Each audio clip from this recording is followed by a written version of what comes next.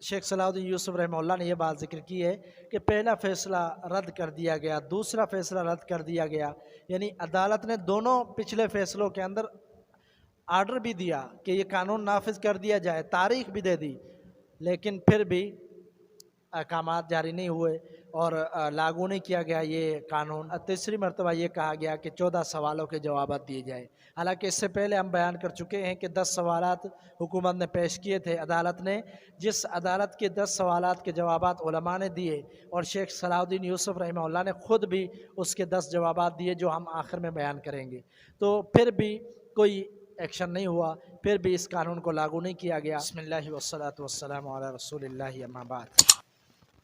سامعین، ایک موضوع سودی نظام کے حوالے سے ہم بیان کر رہے ہیں،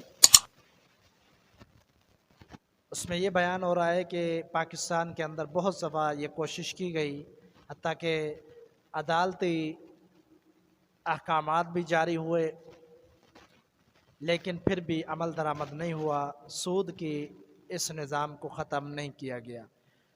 تو شیخ صلاح الدین یوسف رحمہ اللہ جو مفسر قرآن تھے، انہوں نے یہ موضوع البیان کے اندر جو سیمائی رسالہ ہے یہ پیش کیا۔ اس موضوع کے اندر آگے جو بات ہو رہی ہے وہ عنوان یہ ہے، اب کے بھی دن بہار کے یوں ہی گزر گئے۔ یہ عنوان قائم کیا شیخ صلاح الدین یوسف رحمہ اللہ نے، اور پھر اس پر بات بھی کی ہے۔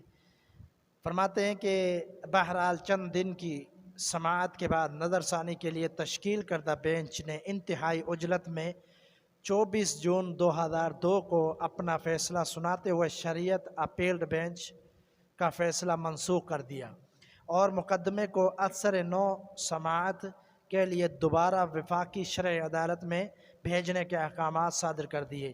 اس طرح اس عدالت نے طویل کوششوں اور جا گسل محنتوں پر پانی پھیر دیا اور انسداد سود کا یہ دوسرا فیصلہ بھی کالعدم قرار دیا گیا۔ شرعی عدالت کا سرد خانہ۔ اب تیسری مرتبہ یہ کیس پھر شرعی عدالت کے سپرد ہو گیا۔ پہلا فیصلہ جو 1991 میں شرعی عدالت کی طرف سے آیا تھا، جسے تسلیم نہیں کیا گیا، وہ 1999 تک سپریم کورٹ کے سرد خانے میں پڑا رہا۔ جب اس کی طرف سے دوسری مرتبہ فیصلہ آیا جس سے پہلے فیصلے ہی کی توثیق کی گئی تھی، اسے بھی نظر ثانی کے نام پر سبوتاژ کر دیا گیا اور اسے پھر شرعی عدالت میں بھیج دیا۔ اس کیس کو پھر سرد خانے میں رکھ دیا گیا۔ بالآخر بعد حضرات کی کوششوں سے 22 اکتوبر 2013 سے اس مقدمے کی سماعت کا آغاز کیا گیا۔ پہلی سماعت کے بعد دوسری سماعت پر شرعی عدالت نے بتایا کہ ایک سوال نامہ تمام درخواست گزاروں، ماہرین قانون، علماء اور ماہرین اقتصادیات کو ارسال کیا جائے گا، جس کی روشنی میں ڈیمانڈ کردہ اس کیس پر بحث کی جائے گی۔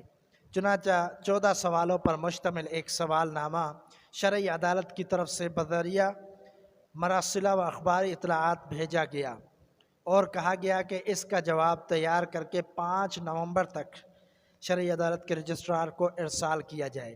یہ 14 سوالات بحث کو الجھانے ہی کا اس ایک حربہ تھا، کیونکہ اس قسم کا ایک سوال نامہ جو 10 سوالوں پر مشتمل تھا، سپریم کورٹ نے بھی مختلف علماء کو ارسال کیا تھا، جس کا نہایت معقول اور مدلل جواب علماء نے دیا تھا۔ اس کے بعد اس قسم کے سوالات کی قطعاً ضرورت باقی نہیں رہ گئی تھی۔ ان سوالات اور جوابات سے بحث کے نہایت اہم گوشے واضح ہو چکے تھے اور سپریم کورٹ کے شریعت اپیلڈ بینچ نے اس کی روشنی ہی میں اپنا فیصلہ صادر کیا تھا۔ بہرحال ان 14 سوالوں کے جوابات بھی وفاقی شرعی عدالت کو بہت سے اہل علم نے ارسال کر دیے تھے، لیکن اس کے باوجود شرعی عدالت میں یہ مقدمہ زیر بحث نہیں آ سکا۔ اس دوران میں 1-2 مرتبہ بعض حضرات کی طرف سے کوششیں بھی کی گئی، لیکن ان میں کامیابی نہیں ہوئی۔ تو یہاں بھی آج یہی ہمارا مختصر بیان تھا کہ اس کے اندر शेख सलाउद्दीन यूसुफ रहमतुल्लाह ने यह बात ज़िक्र की है कि पहला फ़ैसला रद्द कर दिया गया, दूसरा फ़ैसला रद्द कर दिया गया, यानी अदालत ने दोनों पिछले फ़ैसलों के अंदर आर्डर भी दिया कि ये कानून नाफिज कर दिया जाए, तारीख भी दे दी, लेकिन फिर भी अहकामात जारी नहीं हुए और लागू नहीं किया गया ये कानून। लेकिन फिर भी कुछ दरख्वास्तें आई जिसकी वजह से फिर इसको उलझाने की कोशिश की गई और फिर ये तीसरी मरतबा ये कहा गया कि 14 सवालों के जवाब दिए जाए।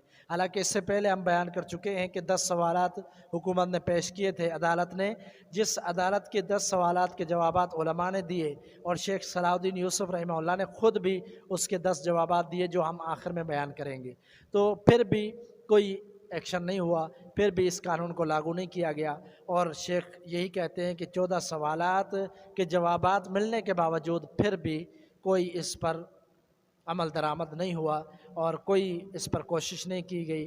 हालांकि बहुत सारे अहले इल्म ने इस पर बार बार तंबीह भी करवाई, याद दहानी भी करवाई, लेकिन कोई कामयाबी हासिल नहीं हुई। तो यकीनन दुआ ही कर सकते हैं, हमारे बस में तो कुछ नहीं है, हम दुआ ही कर सकते हैं और कोशिशें जारी